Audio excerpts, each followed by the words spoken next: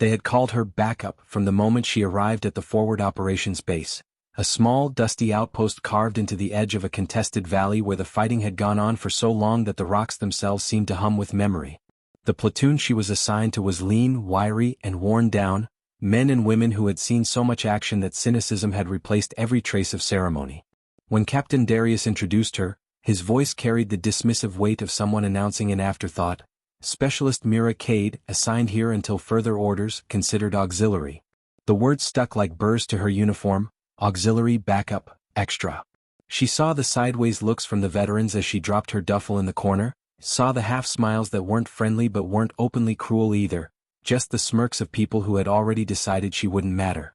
They had their rhythm, their trust built from close calls and narrow escapes, and here she was, a stranger pushed into the current of their war. Mira didn't argue. She had learned long ago that words meant little until proven by action. Her training had been thorough, her marksmanship record exceptional, but numbers and certifications never carried weight in the dust of the battlefield. What mattered was the moment when everything broke down and you either delivered or vanished. The valley outside was treacherous, a winding scar between jagged cliffs where insurgents moved like shadows and ambushes bloomed without warning. For 2 weeks, Mira had marched in silence with the squad, carrying her weight, taking her turn on watch, answering orders without hesitation. Still she was backup. When they breached a compound, she was left on the perimeter. When they scouted, she was told to stay in the rear. Even when she cleaned her rifle with meticulous precision, others chuckled under their breath as though polish were the luxury of the inexperienced. But Mira kept her patience. She wasn't there to prove herself to them with chatter. The only language soldiers understood in the end was survival, and that language always spoke at the most unexpected hour. The unexpected hour came just before dawn on the 16th day. They had been sent to secure a ridgeline that intelligence said was clear, but intelligence had been wrong before, and the squad's muttered complaints as they ascended the shale path carried the sharpness of people who had learned not to trust the maps. Mira walked in the middle of the column, boots crunching on loose rock, her eyes moving constantly across the rise of the eastern slope. Something unsettled her, too much silence, the kind of stillness that wasn't natural but manufactured, as though the valley itself were holding its breath. She had felt it before in training simulations and once on a live exercise overseas, that eerie pause before the eruption. She slowed without thinking, scanning the ridgeline through the faint fog. That was when she caught the glint, barely visible, the faintest kiss of sun on metal where no rock should have reflected. She dropped to a knee instinctively, rifle coming up, her voice sharp but steady, "Contact ridge 200 meters." The squad barely had time to register her warning before the first bursts of fire came spitting down from the cliff. Tracers hissed through the pale air, cracking against stone, kicking dirt into faces. Chaos exploded, men and women scrambling for cover, returning fire toward muzzle flashes that bloomed like tiny stars in the morning dark. The captain roared orders, but the ambush had already swallowed them whole, bullets whining off armor plates, the ground erupting under mortars set in advance. Mira slid behind a boulder, heart pounding, and lifted her scope again. She could see them now, enemy fighters positioned high, well supplied, dug into the ridge with interlocking arcs that turned the slope into a killing field. The squad's machine gunner was already down, blood pooling around his leg where a shard of rock had torn into him, and the others were pinned, every attempt to move upward met with a hail of fire. Mira's scope swept, measured, calculated. She saw the enemy leader, a figure crouched behind sandbags, issuing hand signals that kept the ambush tight and merciless. In her chest burned the familiar calm that had always come over her when the target clarified, when everything narrowed to the single act she had trained for. She steadied her breathing, adjusted for distance, wind, the angle of the ridge. Her finger found the trigger with an intimacy born of repetition. For a heartbeat she heard nothing, the gunfire, the shouts, even her own pulse, all faded into silence. Then she exhaled. The shot cracked like judgment. The leader's head snapped back, his body crumpling against the sandbags before sliding out of sight. For a second the enemy line faltered, fire sputtering as confusion rippled across the ridge. Mira didn't wait, her scope already shifted to the next, another figure rushing to take command. Another shot, another collapse. She became motion itself, smooth, precise, each trigger squeeze echoing in the valley like punctuation in a grim sentence.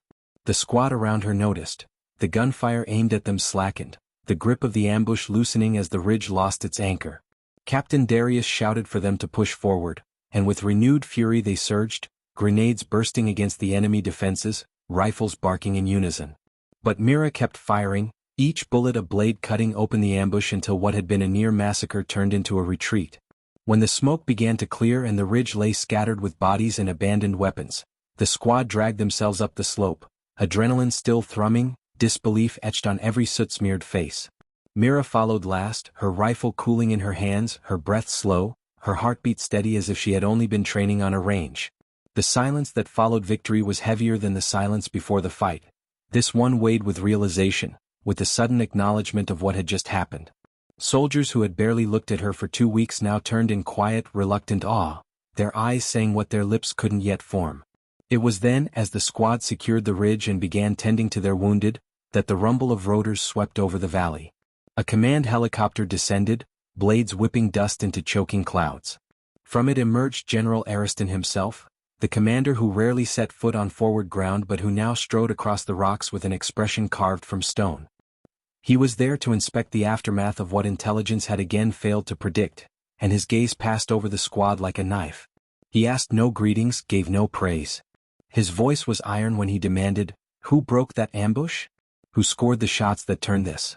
The squad, almost as one, turned their eyes toward Mira. She stood a little apart, rifle slung, dust streaked across her face. The general's eyes followed theirs, fixing on the one they had all dismissed, the one introduced as nothing but auxiliary. For the first time since she had arrived, the silence around Mira wasn't dismissive or mocking. It was reverent, bewildered, heavy with the weight of recognition. She met the general's gaze without flinching, her posture straight, neither proud nor meek. She had done only what she was trained to do, only what the moment had demanded.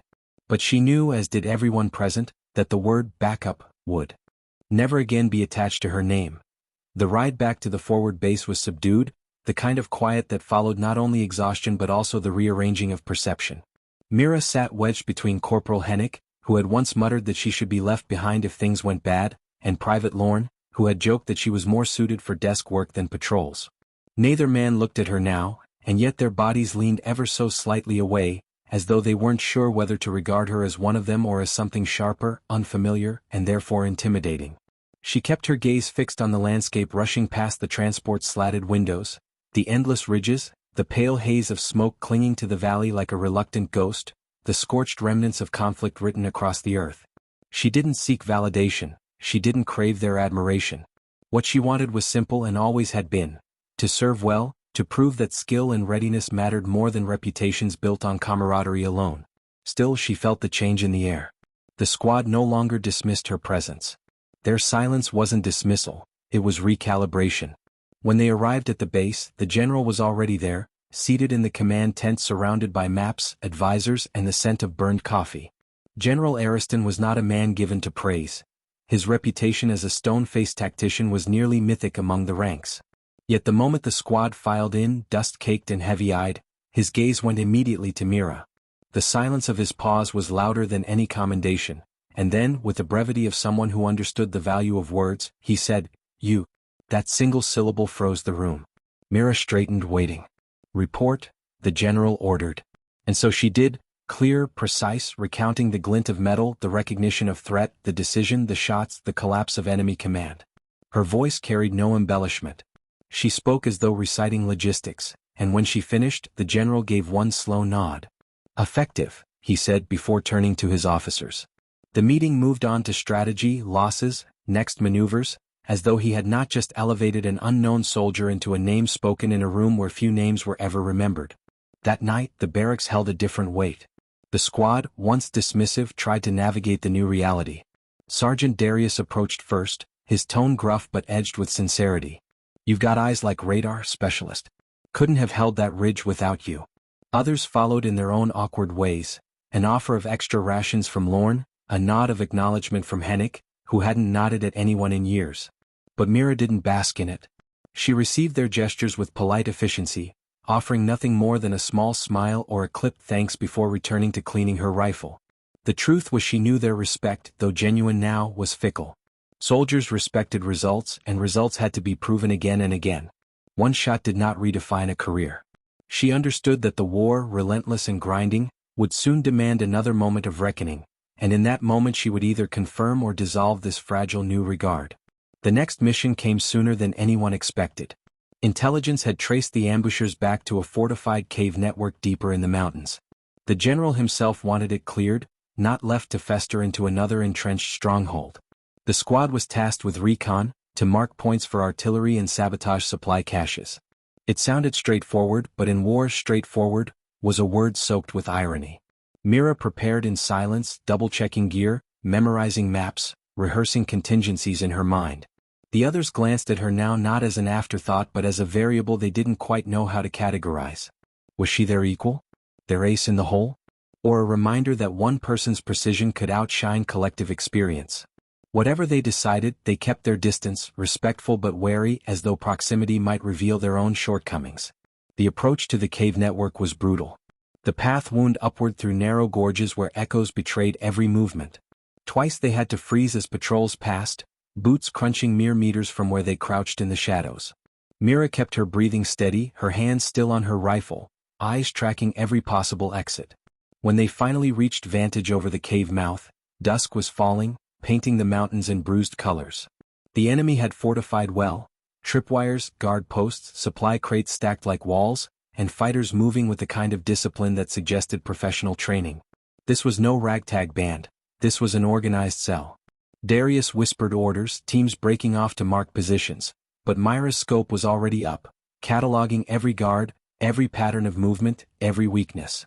She saw the rhythm of the patrols, the way one guard always lingered a second too long near the east post, the brief blind spot where two arcs of fire didn't overlap. Patterns were languages and Mira was fluent. When the time came to exfiltrate, disaster struck. A loose rock tumbled under Private Lorne's boot, the clatter like thunder in the silence. Shouts rose instantly, floodlights blazing on, gunfire raking the gorge. The squad dove for cover, bullets chewing stone around them. Mira rolled behind a boulder, her scope flashing up without hesitation. She marked the lead gunner by the cave mouth, one shot dropped. Then the spotlight operator, another shot, darkness returned. She moved with surgical efficiency, clearing threats while the squad regrouped. Fall back. Darius barked, but falling back was easier said than done with the gorge funneling fire straight down their path. Mira shifted, eyes narrowing on a stack of crates near a fuel drum. She calculated wind, distance, angle. One shot cracked, and the explosion that followed was thunder itself, fire blossoming upward, scattering enemies in chaos. In the blaze-lit night, the squad surged out of the gorge, dragging their injured, moving under cover of Myra's relentless precision. They didn't stop until the mountains swallowed them, breaths ragged, uniforms scorched. The mission was compromised, but they had marked enough to make artillery worth it, and more importantly, they were alive. Every survivor knew why. This time, when the squad looked at Mira, it wasn't uncertainty in their eyes. It was dependence, recognition that her skill had become their lifeline. Darius didn't wait for ceremony. He clapped her shoulder once hard and said, "You're no backup. You're the reason we're breathing." Mira only nodded, eyes scanning the dark as if the next threat already loomed. She had no need to remind them who she was. The war would keep demanding and she would keep answering. That was the only truth that mattered. The artillery strike that followed their extraction shook the mountains for hours, each blast reverberating through the valley like the heartbeat of some colossal beast. From the forward base, Mira and the squad watched the distant ridges flare orange under the night sky as the cave network collapsed, fire curling into the heavens, dust plumes rising like torn banners. Command called it a success, enemy supply chains severed, leadership crippled, territory reclaimed. But within the squad, success was weighed differently, not in numbers, not in tactical reports, but in the undeniable knowledge that without Mira, none of them would be alive to witness the bombardment. 4 days afterward, soldiers across the base whispered her name, some with respect, others with unease. They had seen countless specialists cycle through their ranks, but Mira was different. She had turned a massacre into survival twice, and rumor has a way of growing faster than bullets. The general summoned her again 3 nights after the strike, this time not into the crowded command tent but into his private quarters where a single lamp burned against the dark. Maps lay scattered across the table, markers pressed into valleys and routes like scars carved into the paper. Ariston studied her in silence for a long moment, his expression as cold and sharp as the ridges outside. "You understand," he said finally, "that your actions have shifted dynamics. The squad sees you differently. Command sees you differently. Enemies will soon hear of you as well. That creates opportunity, but also danger. Men who believe in ghosts fight differently, and right now some of our enemies are beginning to believe you are one. Mira said nothing, waiting. The general's eyes narrowed slightly, not with anger but with calculation. I need more than a soldier who reacts well in chaos. I need someone who can tip scales deliberately. Are you capable of that? Mira met his gaze with the same calm she held behind the scope. Yes, sir. The general nodded once. Then prepare. You'll be tested soon. That test came swifter than she expected. Intelligence identified a convoy moving through the southern pass, armored vehicles carrying not only weapons but also one of the enemy's regional commanders. If taken out, the blow would reverberate across 3 provinces. The task was simple in description but near impossible in execution. Ambush the convoy without being crushed by its superior firepower. Darius was given command, but Mira could see the shift in his posture when the mission was briefed. Though he carried authority, every eye flicked toward her. They were waiting not for his plan but for her input. Mira remained quiet until asked, then laid out her assessment with precision. Positions on the ridge line, angles for crossfire, choke points where explosives could halt armored trucks, sniper nests to eliminate key operators. She spoke not as backup but as architect, her voice steady, each detail painting a map of survival. Even Darius, seasoned and proud, did not contest her. The squad listened as though the battle had already begun and her words were the only path through. On the day of the ambush, dawn painted the pass in pale gold as the squad moved into place. Mira crawled into her position high above the road, her rifle nestled between rocks, scope aligned on the narrow choke point. Below, others planted charges, checked lines of fire, settled into the rhythm of patience. Time stretched taut, every minute a weight pressing down. Then the convoy appeared, engines growling, dust rising in clouds behind armored wheels. Mira's scope tracked the lead vehicle, then shifted to the command car in the center. She felt the world narrow again, all chaos stripped away until only the target remained. Darius gave the signal, a short click over comms. The first explosion tore through the pass, sending the lead truck tumbling sideways in a bloom of fire and twisted metal. Gunfire erupted instantly, echoes crashing against the cliffs. The enemy responded with brutal speed, soldiers spilling from vehicles, heavy weapons raking the ridge lines. Mira's scope found the enemy commander stepping from his car, shouting orders, trying to rally. One shot, clean, final, dropped him mid-command. The chaos that followed was feral. The enemy fought with desperation, but the squad's crossfire, timed and disciplined, cut them down. Mira shifted targets constantly, neutralizing machine gunners, taking out spotters, keeping the tide from turning. Explosions rocked the pass as planted charges detonated, vehicles consumed in flame. Yet amid the violence, Mira's breathing stayed measured, each shot a note in the symphony of controlled destruction. By the time the last echoes faded, the convoy was nothing but burning wreckage, its survivors scattered or surrendered, and the squad stood bloodied but unbroken. The aftermath was both triumph and unease. At the base, word spread quickly. The nameless backup had orchestrated an ambush that decimated an entire enemy column. Some called her a savior, others muttered that no ordinary soldier could deliver such results without something uncanny at play. Mira ignored the whispers. She cleaned her rifle, patched her gear, wrote her after-action report with the same crisp precision as always. But she could feel the shift around her like static in the air. Soldiers glanced over shoulders when she passed, conversations paused, even seasoned veterans watched her with a mixture of admiration and wariness. It wasn't dislike, it was something deeper, a recognition that she operated on a plane they weren't sure they could reach. The general, however, had no hesitation. He summoned her once more, this time in front of senior officers, and spoke plainly. Specialist Kate is no auxiliary. She is a weapon. One I intend to wield carefully and decisively. There was no applause, no cheer, just silence heavy with the weight of new reality. From that day forward, Mira's role changed. She was no longer assigned as filler for squads but deployed with purpose. Her missions chosen with surgical precision where the balance of survival hinged on a single shot. Some soldiers resented it, others revered it, but none denied it. Mira herself remained steady, never boasting, never faltering, her only companion the rifle that had become her voice. Yet beneath her calm, questions stirred. She had always wanted to serve, to prove that skill spoke louder than reputation. Now she had that proof 100 times over, etched in the bodies of enemies, in the survival of comrades, in the quiet nods of the general himself. But she wondered how long such precision could hold back the tide of war, how long a single rifle could tilt scales measured in thousands of lives. In the quiet hours of night, when the barracks finally slept, Mira would sit awake, cleaning her weapon under dim light, listening to the wind rattle canvas walls, and she would ask herself, not aloud, never aloud, if the soldier she was becoming still aligned with the person she once was. And though no answer came, she knew the question itself was a battlefield, one she would have to face just as surely as the next ambush, the next mission, the next shot. Winter crept into the valley with a merciless grip, turning dust into mud and the ridges into jagged teeth veiled in snow. Patrols became slower, breath steaming in the cold, weapons stiff under frost. The war did not pause for weather, only adapted. Enemies moved through white drifts like wraiths, their attacks sudden and cruel. For Mira, the cold sharpened the silence she already carried. Wrapped in layers beneath her armor, she felt the world narrow with each patrol, each mission, until all that existed was the weight of her rifle and the clarity of her scope. The squad had changed around her. No longer did they call her backup or auxiliary. Now they deferred without hesitation, trusting her eyes, her instincts. Still Mira kept distance. Respect was useful, camaraderie dangerous. She knew too well that soldiers could vanish in seconds, and she preferred her heart to remain uncluttered by grief. Yet the bonds grew regardless, threads woven through shared survival. Hennick, once her harshest skeptic, now carried extra ammunition for her rifle without being asked. Lorne, once mocking, now mirrored her discipline, polishing his weapon with care.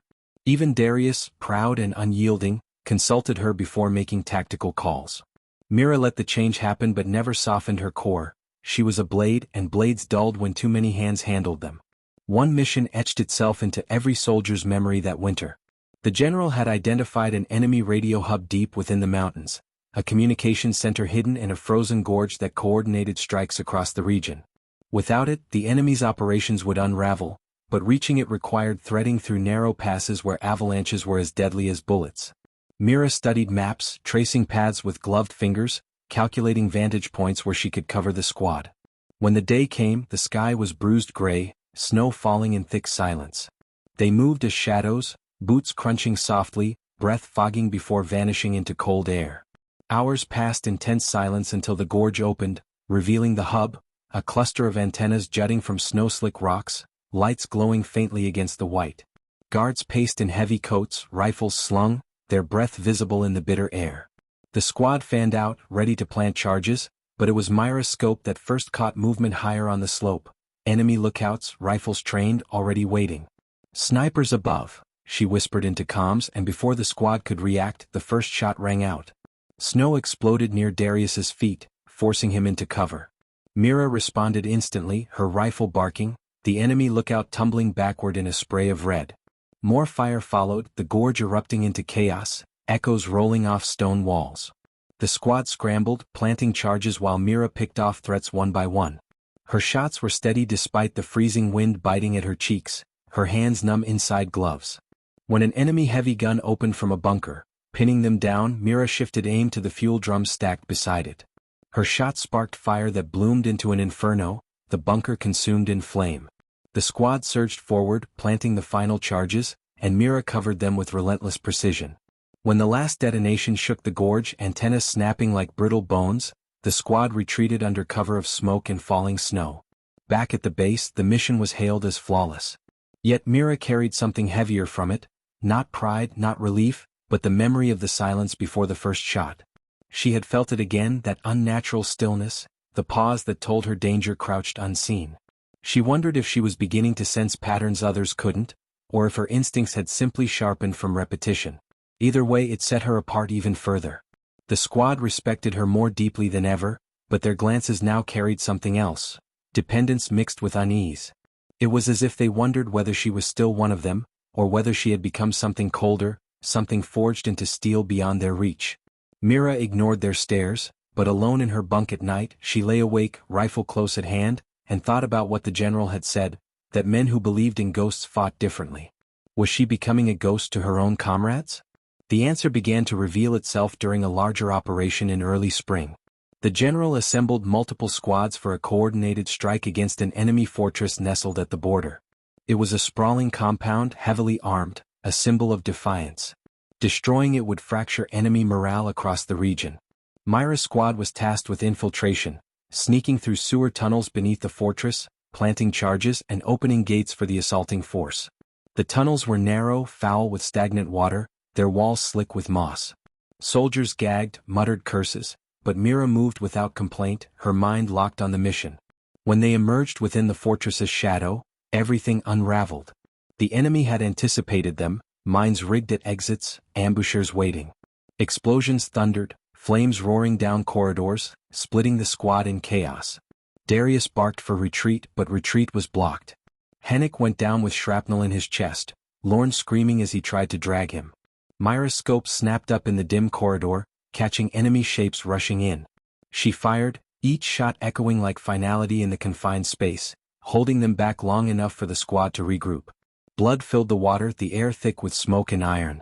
Mira pushed forward, dragging Hennick herself, her rifle never still, her hands steady though her arms ached with the weight. They forced through a side passage, stumbling into daylight under a hail of gunfire. Above them, the fortress loomed, gates still shut, enemy forces pouring fire down. Mira scanned, calculating, searching for leverage. She found it in the gate controls, a small platform exposed for seconds at a time. She drew in breath, exhaled, and her bullet found the mechanism. Sparks flew, gears grinding, the gate lurching open. Outside, Allied forces surged in, roaring battle cries. The fight that followed was savage.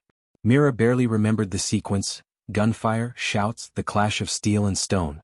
All she recalled was the rhythm of her rifle, the bodies that fell, the comrades she shielded with precise cover. When the fortress finally fell and the smoke thinned, the squad staggered out, battered but alive. Hennick survived, though pale and broken, and Myra's own uniform was torn, blood smeared across her arms. The general himself entered the ruined courtyard, surveying the carnage with cold satisfaction. His eyes found Mira first. "Who scored that shot on the gate?" he demanded, though he already knew. Silence hung as every soldier turned to her. Mira, standing amidst rubble and blood, met his gaze and gave no answer.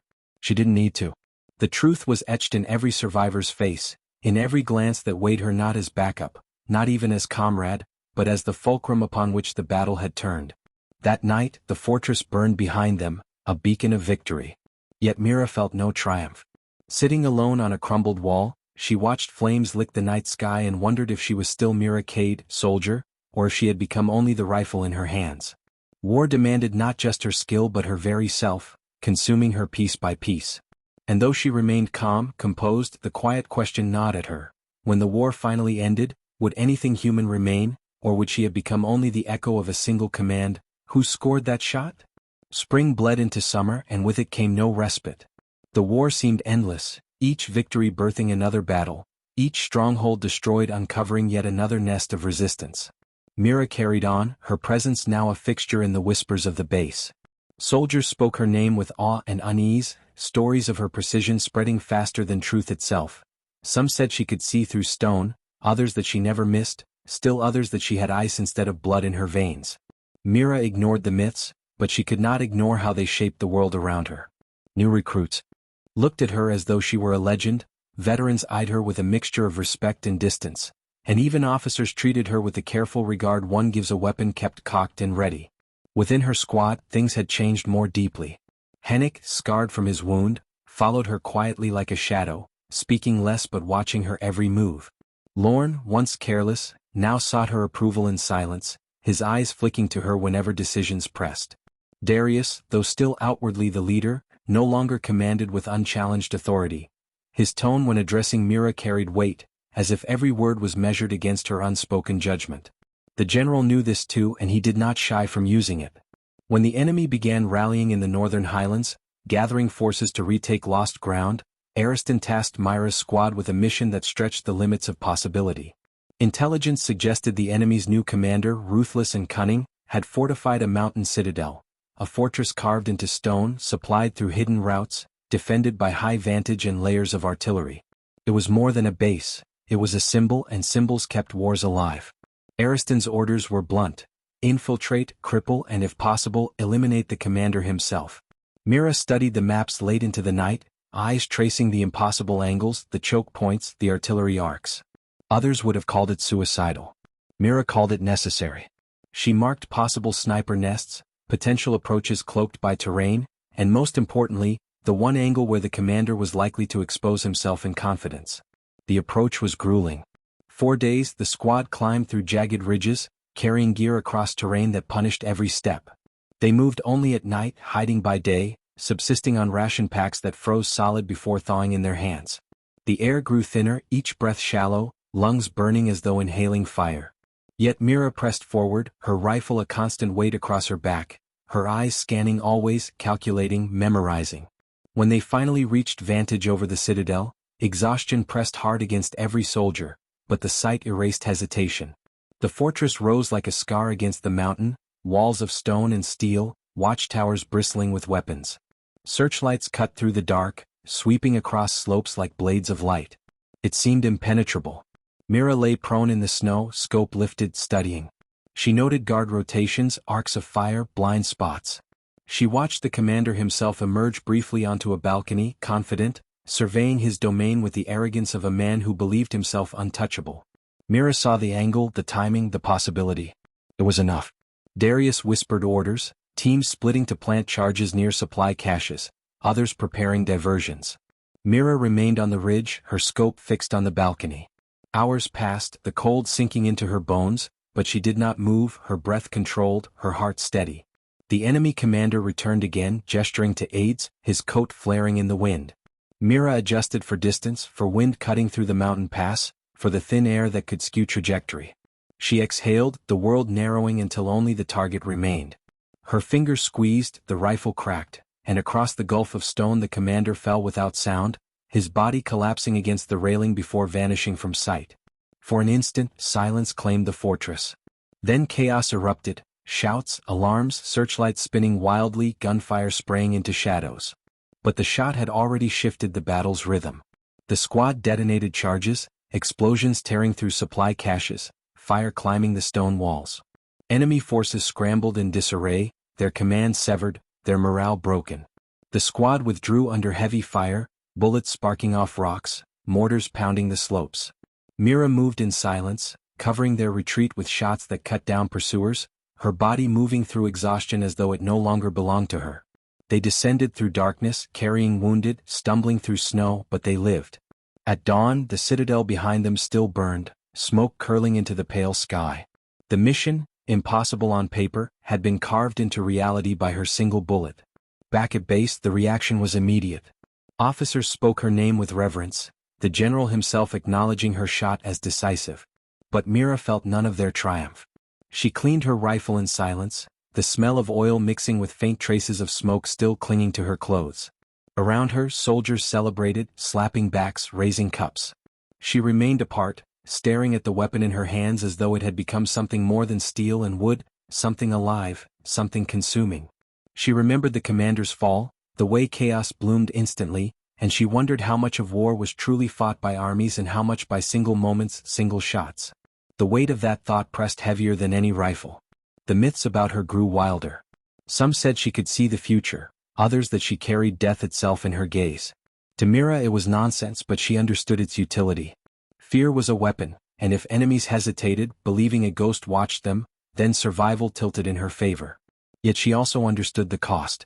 Every myth pulled her further from her humanity, turning her into something soldiers revered but could not touch. She saw it in the eyes of comrades who no longer joked around her, in the distance even Lorne and Hennick kept, in the weight of Darius's silence. She was no longer simply a soldier among them, she was an edge, sharp and dangerous, and edges cut those who held them too long. The general summoned her once again, this time in the open courtyard as squads assembled. He spoke loud enough for all to hear. Specialist Mira Kate is no backup. She is the proof that precision wins wars. Remember her name, for enemies already do. The soldiers erupted in cheer, but Mira felt the words settled differently inside her. She did not crave recognition, she craved the clarity of her scope, the silence before a shot. Yet she understood the general's intent. Her name had become a weapon, and weapons were meant to be wielded. She stood silent, the cheer washing over her, her face calm, her eyes distant. Deep inside, the question grew sharper. How long could she remain herself before becoming only the echo of legend, the answer to a single question that haunted every battlefield? Who scored that shot? Winter struck early that year, an unrelenting wave of storms sweeping across the front lines and burying trenches in drifts of snow. Supply convoys stalled, communication lines faltered, and soldiers huddled in their tents, praying for warmth more than victory. Yet war did not sleep. The enemy adapted, sending raiding parties under cover of blizzards, striking and vanishing like wolves. For Mira, the cold was less an enemy than the silence it brought. Snow dampened sound, blizzards erased vision, and in that muffled world every shot carried weight beyond measure. She had learned to read the storm, to measure the blur of distance, to time her breath with the howl of the wind so that her bullet would ride invisibly through chaos. Her squad followed her lead, though they seldom said so. Darius trusted her eyes when no map sufficed, Lorne listened to her wordless gestures more than shouted orders, and Hennick, quiet as always, watched her with that mixture of loyalty and unease. In the frozen world, Mira was not merely part of the squad, she was the difference between survival and annihilation. It was during one of these storms that the enemy revealed their boldest maneuver yet. Intelligence reported an armored column pushing through a valley concealed by blizzard, aiming to cut supply lines and trap entire divisions. To stop them, the general dispatched Myra's unit along with 2 others to establish ambush positions. It was a desperate plan, hinging on precision against overwhelming force. As the squads dug into snowbanks, planting charges beneath drifts, Mira crawled across an icy ridge, her rifle hugged close, eyes scanning the blur below. The storm howled so fiercely she could scarcely see 20 meters, yet she felt rather than saw movement, the distant vibration of engines, the muffled grind of treads. Through her scope, shadows resolved into shapes, monstrous outlines of armored vehicles pushing stubbornly against the storm. Each tank moved like a beast of steel, flanked by soldiers half buried in frost. Mira steadied her breath, her mind calculating. Artillery would not find them in time, the blizzard shielded them. It fell to her and her squad. The first charge detonated, a thunderous bloom that split the snow and swallowed a lead tank. Fire flared briefly before the storm consumed it. Enemy soldiers scattered, their shouts torn apart by wind. Myra's finger tightened, her bullet slicing through the haze to drop a commander pointing frantically. Another shot, another fall.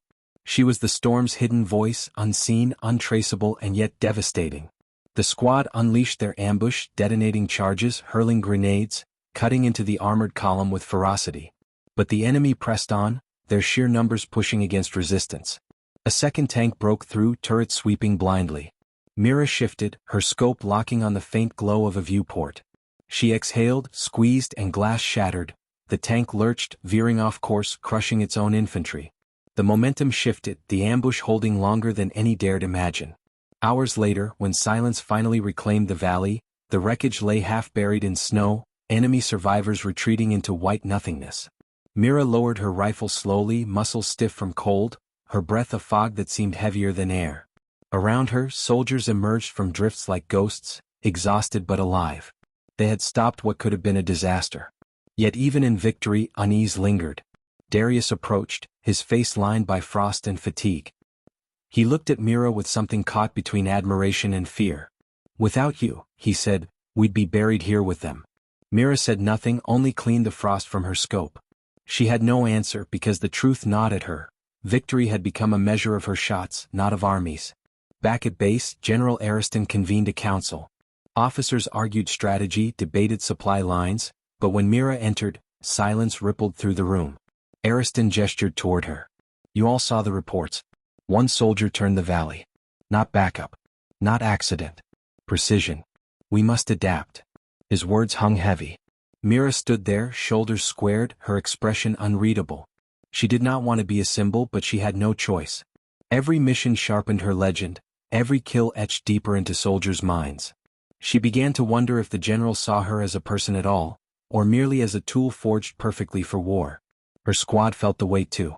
Around campfires where once laughter lived, now silence often reigned. Lorne fumbled for words around her, unsure how to treat someone spoken of like myth. Hennick grew more protective, trailing her with quiet loyalty but never speaking of what simmered in his thoughts. Darius, once proud, seemed burdened, as though leadership had been stolen from him by her presence. Mira noticed but said nothing. Words changed nothing. What mattered were the missions, and missions kept coming. One night, in the privacy of her tent, she laid out her rifle and stared at it. The steel reflected faint light, cold, unyielding. Her fingers brushed along its barrel, and she realized she had come to see it not as a weapon but as part of herself, an extension without which she could not breathe. That frightened her more than any enemy. She wondered what would remain of Mira Cade if the rifle was taken away. A soldier? A ghost? Or nothing at all? Yet dawn always came and with it orders. She had no luxury to linger on questions. Another mission soon arrived, one even riskier than the last. The enemy had entrenched artillery deep in mountain caverns, raining destruction on convoys. Conventional strikes failed, aircraft could not penetrate the storms, artillery could not reach. Only infiltration could succeed. Mira and her squad volunteered, though Darius's eyes betrayed hesitation. They trekked for days through biting cold, scaling cliffs with hands frozen raw, crawling through tunnels reeking of damp stone. Mira led silently, her senses sharp, her mind a map of every echo. Inside the caverns, shadows twisted against torchlight, enemy sentries pacing in restless patterns. Mira's scope found them, each shot silent, precise, bodies falling like whispers. The squad advanced, planting explosives against munition stockpiles. Yet as the charges ticked, alarms blared, one sentry had spotted movement. The cavern roared with gunfire, echoing off stone, chaos exploding in every direction. Mira knelt behind a jagged rock, calm amidst the storm. Her shots cut through confusion, clearing paths for her comrades.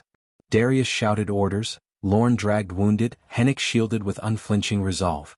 Time bled away, seconds collapsing as explosions neared detonation. Mira held her position until the last possible moment, covering retreat, her rifle barking relentlessly. When the squad finally burst from the cavern mouth, fire chased them, the mountainside trembling as charges ignited, collapsing tunnels in thunderous waves. They tumbled into snow, gasping, coughing, alive by fragments. Behind them the artillery threat was gone, buried beneath tons of stone. That night, staring into firelight, Mira felt nothing like triumph. Her ears still rang with echoes of gunfire trapped in stone, her body ached with exhaustion, her soul heavier than before. Soldiers whispered around her, some daring to glance her way, others avoiding her eyes. She understood them, they were not seeing her anymore, only the myth she had become, the answer to the whispered question. Who scored that shot? She closed her eyes, listening to the wind claw at the tent walls, and wondered silently how many more battles it would take before Mira Cade disappeared entirely into legend, leaving the person behind forgotten. Spring returned, but its warmth carried no peace. Fields once green were churned into mud by endless marches, rivers swollen with rain carried the stench of war downstream, and every sunrise seemed to promise only another skirmish, another desperate stand. Mira moved through this landscape with the same unshakable precision that had made her name echo beyond her own army. Stories of her shots traveled ahead of her, whispered among enemies before they ever laid eyes on her. Some swore they had seen comrades fall without sound or warning, struck from impossible distances, and in their fear they painted her less as human and more as phantom. Mira heard none of this firsthand, but she saw the effects. Enemies hesitated, their lines faltered, their courage cracked whenever her squad appeared. To the general, it was proof that myth was as valuable as bullets. To Mira, it was another chain binding her to a role she had never chosen. The missions continued, escalating in scope and consequence. Where once she was sent to cover squads in desperate retreats, now she was dispatched to tip battles before they began. On one such mission, intelligence revealed the enemy preparing to deploy a new kind of weapon, long-range missile launchers capable of devastating entire supply hubs. The launchers were hidden in a valley surrounded by cliffs, guarded fiercely, their position chosen to be impenetrable. Ariston called Mira personally, his voice colder than the steel maps laid across his desk. You will stop this. One shot, if placed correctly, could save thousands. She did not reply with words, only with a slow nod. Inside, though, she wondered if her entire existence had been reduced to that phrase. One shot. The squad departed under cover of darkness, moving across terrain scarred by months of fighting. Lorne carried the explosives, Hennick shouldered supplies, Darius walked with a silence heavier than any pack. Mira led them through gullies and ravines, her eyes constantly measuring distance, slope, the angles of approach. When at last they reached the valley, dawn crept over the horizon, painting the cliffs in blood-colored light. The missile launchers squatted in the open, massive silhouettes surrounded by guards. Through her scope, Mira saw engineers bustling, preparing for launch. The general had been right, they were close to operational. Time had thinned to a thread. She calculated wind, adjusted for incline, and found the weak point, a fuel conduit exposed just beneath the main launcher. One shot there would ignite the chain. She steadied her breath, exhaled, and squeezed. The bullet flew true, piercing steel and sparking flame. For a moment the valley held still, as if unwilling to believe. Then the explosion tore through the launcher, fire curling upward in violent arcs, secondary blasts rocking the cliffs. Soldiers below screamed, scattering as chaos swallowed order. The squad moved instantly, charges thrown into secondary positions, detonations doubling the destruction. Yet victory drew fury, enemy reinforcements surged, pouring gunfire across the valley. Mira covered retreat, her rifle spitting precision, every shot buying seconds. Hennick took a graze across the arm but pushed forward without pause. Lorne stumbled yet carried on, explosives left behind as weight no longer needed. Darius stayed close to Mira, his own rifle barking, though his eyes flickered often toward her with a strange intensity. They pulled free of the valley just as the final launcher erupted, fire consuming steel in a roar that drowned out even the pounding in Myra's chest. When silence finally returned, the valley behind them was nothing but twisted wreckage and smoke curling skyward like a funeral pyre. Back at base, celebration erupted. Officers praised the mission as decisive, a strike that turned the tide of the campaign. Soldiers lifted cups, songs rose in the mess halls. Mira remained apart as always, sitting on the edge of her cot, disassembling her rifle piece by piece. She could still see the fire, still hear the screams. To others it was victory. To her it was another memory carved into the hollow she carried inside. Darius entered quietly, standing in the tense low light. For a long time he said nothing, only watching her hands move with mechanical precision. Finally he spoke. "Do you ever wonder what comes after this?" Mira paused, her fingers resting against the rifle's barrel. "After what?" she asked. "The war," he said. His eyes were tired, not with the weariness of the body but of the soul. Mira considered, then shook her head. "There is no after. Only now. Only shots, missions, survival." Darius's jaw tightened. He wanted to argue but he knew she was right, at least for her. In the following weeks, rumors reached the base that the enemy had placed a bounty on Mira, their propaganda labeling her the ghost sniper. Entire squads were dispatched with the sole mission of hunting her down. Mira shrugged at the idea but her squad felt the weight of it. Lorne muttered anxiously, Hennick grew even more protective, Darius carried a quiet tension. Everywhere they went, eyes turned toward them, some with awe, others with pity. Mira felt the shift most keenly at night, when silence stretched too long and her comrades' glances carried questions unspoken. They were no longer merely fighting alongside her, they were orbiting her, caught in a gravity none could escape. The general pressed harder. More missions, more risks. He spoke of necessity, of strategy, of victory, but Mira saw something colder in his gaze, reliance. He had come to lean on her existence as though wars could be won by a single scope. She obeyed because orders left no room for choice, but inside the question grew louder. How much longer could she continue before something broke? She thought of the valley, of the missile launchers reduced to rubble, of the hundreds saved by her bullet, and of the dozens whose screams echoed still in her ears. Was the balance ever truly clear? One evening, as rain hammered the base, Mira stood outside beneath the storm, letting the water soak through her clothes. The world blurred around her, the sound of rain masking the chaos inside her thoughts. Darius found her there, silent at first, then stepping close. "You can't carry it all," he said. She turned to him, her eyes unreadable. "If not me then who?" she asked. Darius had no answer.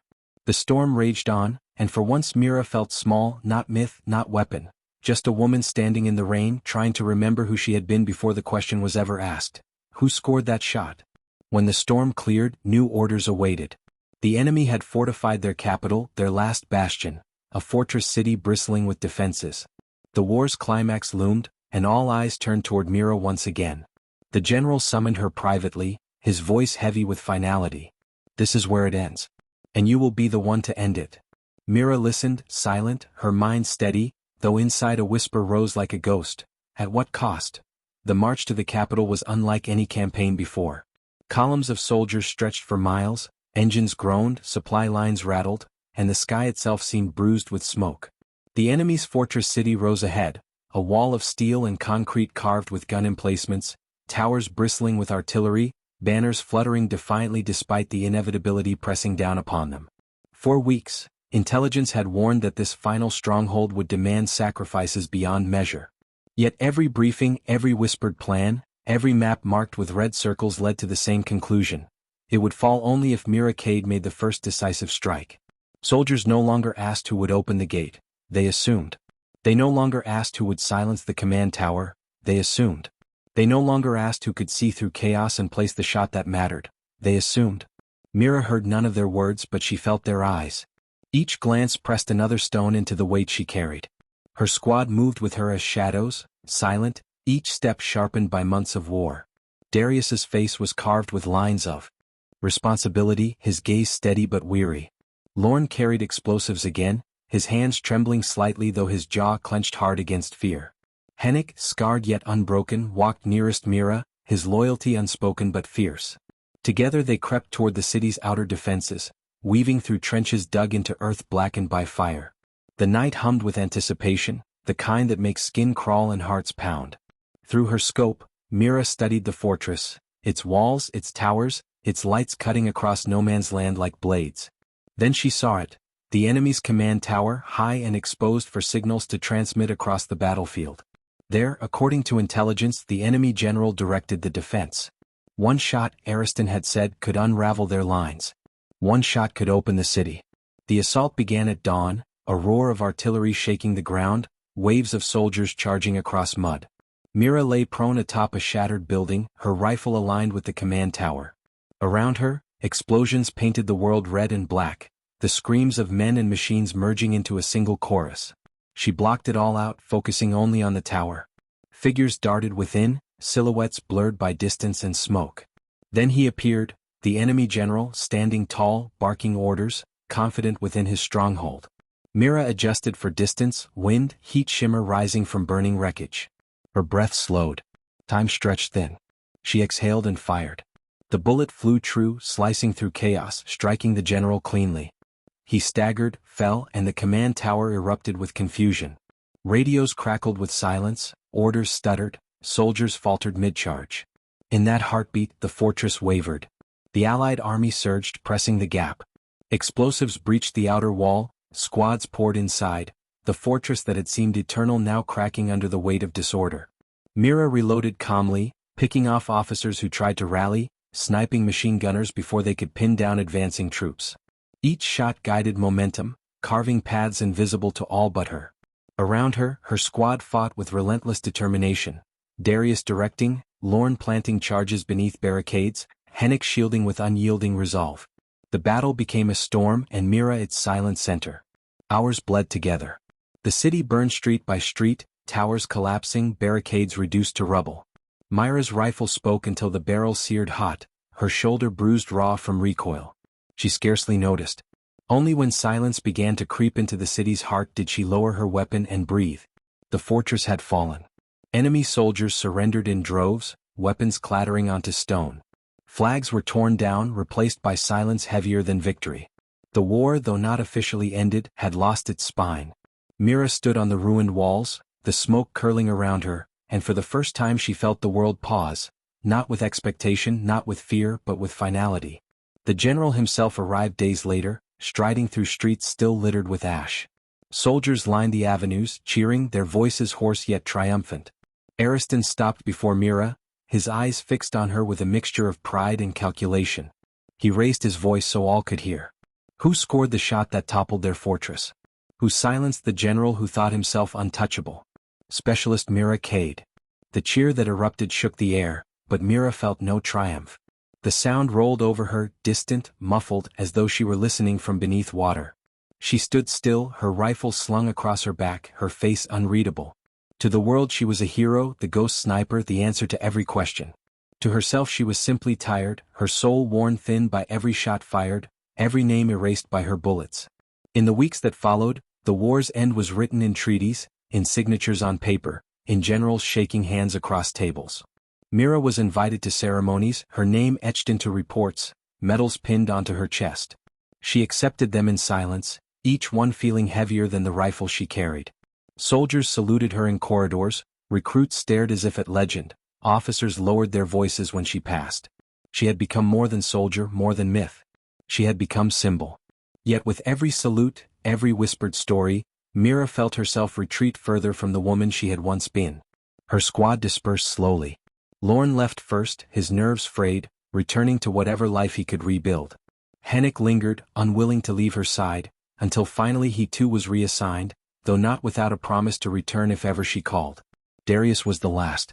On the day orders came down, he sought her out.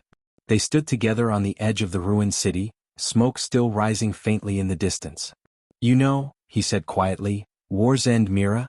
But the things we've done, they don't." She met his gaze, her expression calm, her voice low. "Then we carry them. Because someone must." Darius nodded, but there was sorrow in his eyes. He turned and walked away, leaving her alone with the silence she knew best. When the army finally moved on, Mira stayed behind for a time, wandering the empty streets of the fortress she had helped topple. She found herself on the same wall where she had fired the shot that ended it, the stone cold beneath her fingers. She looked out over the battlefield, now silent, and tried to imagine it without war. The silence was almost unbearable. She realized then that she had no place in peace. The rifle on her back was too much a part of her, her legend too deeply carved. The world would always see her as the answer to the question that echoed on every battlefield: who scored that shot? And so Mira Cade walked away into the distance, her figure swallowed by horizon. Some said she vanished into mountains, others that she became a teacher, others still that she never stopped fighting, moving from one conflict to another as ghost and myth. No one knew the truth.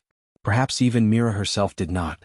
What remained was her legend, told around campfires, written into records, whispered across nations. A story of one soldier, once dismissed as backup, who became the force that ended a war. A story bound to a single moment, a single bullet, a single question that never lost its weight: who scored that shot? The end.